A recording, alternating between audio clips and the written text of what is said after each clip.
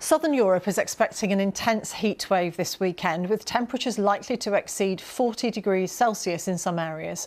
Spain, Italy, France and Greece have warned about wildfires and the impact of the heat on health. Guy Hedgecoe is in Madrid and gave us the latest from there.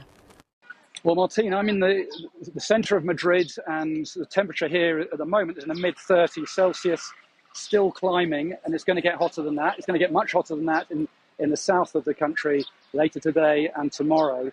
And in terms of how the heat is being managed, the authorities have issued advice regarding how people should manage themselves and stay out of the sunlight, and if possible, stay indoors during the hottest time of the day, which tends to be in the mid to late afternoon here in Spain. And there is, in fact, legislation in place to protect manual workers during the heat. And it says that during a heat wave like this, manual workers should not be working outside during the hottest time of the day. So that, for example, would protect construction workers and agricultural workers. But I think this heat wave has come earlier than many people would have expected, although we are seeing more heat waves in June and more frequently here in Spain.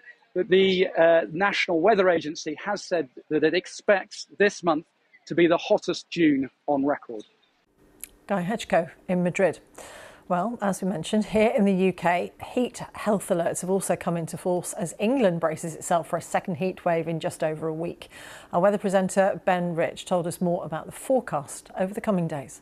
Let's talk about those heat health alerts first of all. These are issued by the UK Health Security Agency. They are only issued for England, and this time the amber alerts cover these parts of southern and eastern England. Now, these heat health alerts are designed to warn vulnerable people, so the elderly, people suffering from long-term illness, for example, of the potential impact of the heat upon their health. So why is this heat wave happening? Well, it's all to do with the heat we've been hearing about in continental Europe. Over the next few days in southern Spain, we could get to 43 or 44 degrees. That heat has been building under an area of high pressure, descending air drying out and warming. And as that area of high pressure moves eastwards over the next few days, we will tap into southerly winds and we will pull more of that heat and humidity in our direction. Temperatures peaking probably across the southeast of England on Monday at 33 or 34 degrees. But even further north and west, well, it won't be as hot. Parts of northeast Scotland will still get into the middle 20s. One other key reason for this heat is climate change. Analysis from scientists at Climate Central suggests that the sorts of temperatures we'll be seeing over the next few days in England have been made 3 to 5 times more likely by climate change. As the world continues to warm, we expect our heat waves to become more frequent and more severe. Ben Rich. Let's speak to climate change researcher at Aalborg University, Dr. Jonathan Buzan. Dr. Buzan, thank you very much for joining us here on BBC News. Particularly in parts of the UK, people say that they're glad of warmer weather, but this is an extreme version of it, isn't it?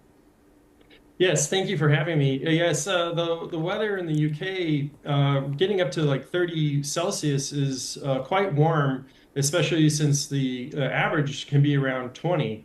And when temperatures increase rapidly, you don't have time to cope. So even though the temperature is not that high, if you do a lot of activity outdoors, you can be impacted. And in terms of what we need to be doing for how we build houses and workplaces, what needs to change? Because it's not always a refuge, is it, to stay indoors? Yes, yeah. So one of the big problems with climate change is that the duration of the heat will continue to build for longer and longer periods of time. And that means that buildings of older types can heat up and then they won't cool down. So we have to think about new types of construction that allow the heat to leave the building. But for those that are not in a situation where they can leave those buildings yet, what you end up doing is you stay indoors during the hottest part of the day, but then you need to get out and be in shade when your building is staying hot. The big problem is that if you can't get the temperature down below 26 in your building, then you start having problems with sleeping.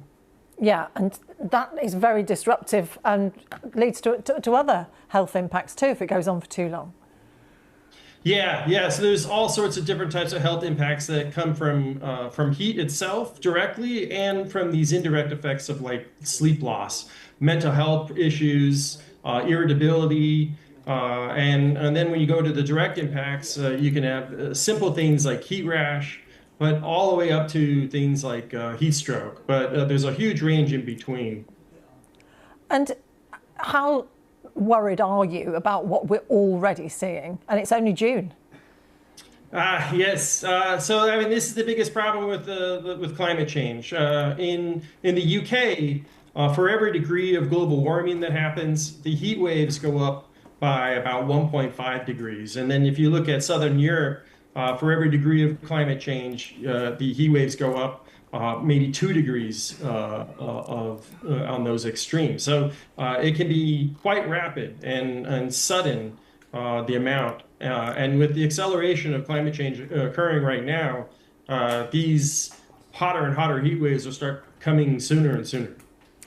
Dr. Jonathan Buzan from Aalborg University in Denmark, thank you very much for your time. Thank you.